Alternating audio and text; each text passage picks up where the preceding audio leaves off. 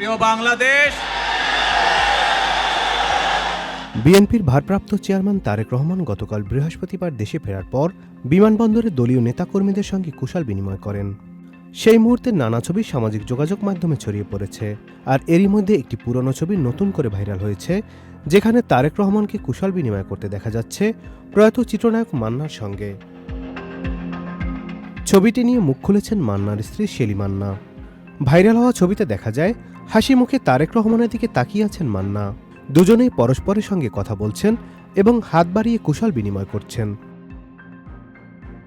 সামাজিক যোগাযোগ মাধ্যমে ছবিটি ঘিরে নানা আলোচনা শুরু হলে বিষয়টি নিয়ে গণমাধ্যমে কথা বলেন শেলি মান্না।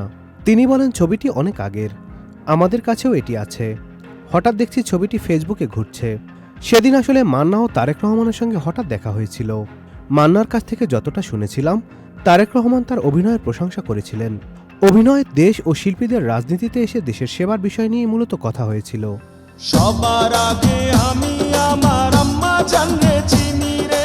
ছবিটি কোন সময়ের এ প্রসঙ্গে শেলি মান্না জানান, এটি সম্ভবত 2002 সালের পরের সময়ের। তখন বিএনপি রাষ্ট্র ক্ষমতায় ছিল। তিনি বলেন, এটি পয়লা বৈশাখের একটি অনুষ্ঠানের ছবি। ওই দিন রমনার বটমূলে বর্ষবরণ অনুষ্ঠানে গিয়েছিলেন মান্না, আর সেখানেই তারেক রহমানের সঙ্গে দেখা হয় তার।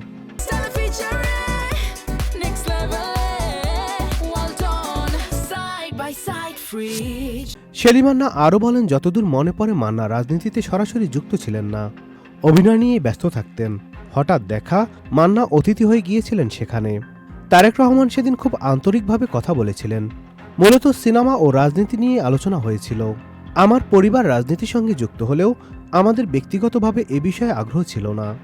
আমি নিজেও সরকারি চাকরি করতাম। তবে মান্না তারেক রহমানের প্রশংসা করেছিলেন এটুকুই জানি। আমারে গুলি করছিস, ভালো করছিস, বাইরে থেকে আমি আর কি বা করতাম। 1964 সালে টাঙ্গাইলের কালিহাতীতে জন্মগ্রহণ করেন আসলাম তালুকদার মান্না। উচ্চ মাধ্যমিক পাশের পর 1984 সালে নতুন মুখের সন্ধানের প্রতিযোগিতার মাধ্যমে চলচ্চিত্রে পা রাখেন।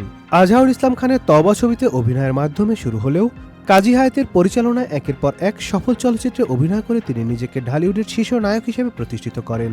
মাত্র 43 বছর বয়সে 2008 সালের 17 ফেব্রুয়ারি মৃত্যুবরণ করেন জনপ্রিয় এই চিত্রনায়ক।